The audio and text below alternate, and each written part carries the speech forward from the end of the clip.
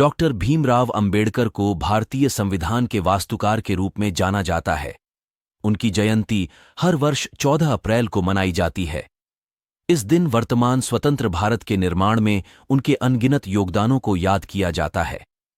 Bharat Ratna doctor Bhimrao Ambedkar से जुड़ी कई ऐसी बातें हैं जिससे ज्यादातर लोग अनजान हैं।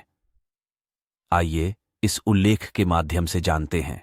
भारत रत्न से सम्मानित डॉक्टर भीमराव अंबेडकर को एक विश्वस्तरीय विधिवेत्ता, भारतीय संविधान के निर्माता, आर्किटेक्ट ऑफ इंडियन कॉन्स्टिट्यूशन और करोड़ों शोषितों, वंचितों, दलितों, पिछड़ों और आदिवासियों को सम्मानीय जीवन देने के लिए हमेशा याद किया जाएगा। भीमराव अंबेडकर तीनों गोलमेज सम्मेलन में भाग लेने वाले गैर कांग्रेसी नेता थे। डॉक्टर भीमराव अंबेडकर का जन्म 14 अप्रैल 1891 को महू, मध्य प्रदेश के एक अस्पृश्य यानी दलित कहे जाने वाली महार जाति के परिवार में हुआ था। एक सर्वे में कोलंबिया यूनिवर्सिटी ने डॉक्टर आम्बेडकर को विश्व का नंबर 1 स्कॉलर घोषित किया था। उन्हें भारत में दलित बौद्ध आंदोलन के पीछे होने का भी श्रेय दिया गया। आइए बाबा साहेब डॉक्टर BR अंबेडकर के बारे में जानते हैं कुछ अनजाने तथ्य। डॉक्टर बाबा साहेब अंबेडकर अपने माता पिता की 14वीं और आखिरी संतान थे।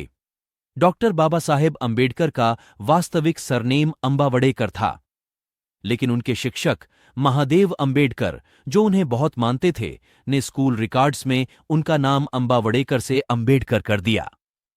डॉक्टर बाबा साहेब अंबेडकर विदेश जाकर अर्थशास्त्र में डॉक्टरेट की डिग्री हासिल करने वाले पहले भारतीय थे। डॉक्टर अंबेडकर ही एकमात्र भारतीय हैं जिनकी प्रतिमा लंदन संग्रहालय में कार्ल मार्क्स के साथ लगी हुई है। भारतीय तिरंगे में अशोक चक्र को जगह देने का श्रेय भी डॉक्टर बाबा साहेब अंबेडकर को जाता है।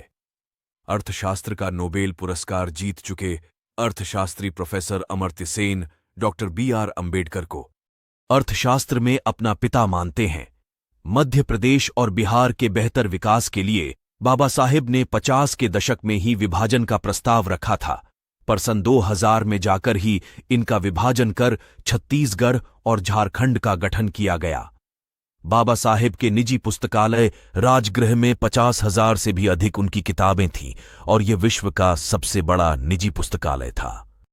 डॉक्टर बाबा साहेब द्वारा लिखी गई पुस्तक waiting for a visa Columbia विश्वविद्यालय में टेक्स्ट बुक है। कोलंबिया विश्वविद्यालय ने 2004 में विश्व के शीर्ष 100 विद्वानों की सूची बनाई थी और उसमें पहला नाम डॉक्टर भीमराव अंबेडकर का था। डॉक्टर बाबा साहेब अंबेडकर कुल 64 विषयों में मास्टर थे। वे हिंदी, पाली, संस्कृत, अंग्रेजी, फ्रेंच, जर्मन, मराठी, पर्शियन और गुजराती जैसे 9 भाषाओं के जानकार थे। इसके अलावा उन्होंने लगभग 21 साल तक विश्व के सभी धर्मों की तुलनात्मक रूप से पढ़ाई की थी। बाबा साहेब ने लंदन स्कूल ऑफ इकोनॉमिक्स में 8 वर्ष में समाप्त होने वाली पढ़ाई केवल 2 वर्ष 3 महीने में पूरी की थी। इसके लिए उन्होंने प्रतिदिन 21 घंटे पढ़ाई की थी। डॉक्टर बाबा साहेब अंबेडकर का अपने 8,50,000 समर्थकों के साथ बौद्ध धर्म में दीक्षा लेना विश्व में ऐतिहासिक था, क्योंकि यह विश्व का सबसे बड़ा धर्मांतरण था। बाबा साहेब को बौद्ध धर्म की दीक्षा देने वाले महान बौद्ध भिक्षु महंत वीर चंद्रमणि ने उन्हें इस युग का आधुनिक बुद्ध कहा था। लंदन स्कूल ऑफ इकोनॉमिक्स से डॉक्टर ओनल साइंस नामक अनमोल डॉक्टरेट पदवी प्राप्त करने वाले बाबा साहेब विश्व के पहले और एकमात्र महापुरुष हैं। कई बुद्धिमान छात्रों ने इसके लिए प्रयास किए, परंतु वे अब तक सफल नहीं हो सके हैं। विश्व में जिस नेता के ऊपर सबसे अधिक गाने और किताबें लिखी गई हैं, वह डॉक्टर बाबा साहेब अंबेडकर हैं। गवर्नर लॉर्ड लिनलिथगो और महात्मा गांधी का मानना था कि बाबा साहेब 500 स्नातकों तथा हजारों विद्वानों से भी अधिक बुद्धिमान हैं। पीने के पानी के लिए सत्याग्रह करने वाले बाबा साहेब विश्व के प्रथम और एकमात्र सत्याग्रही थे।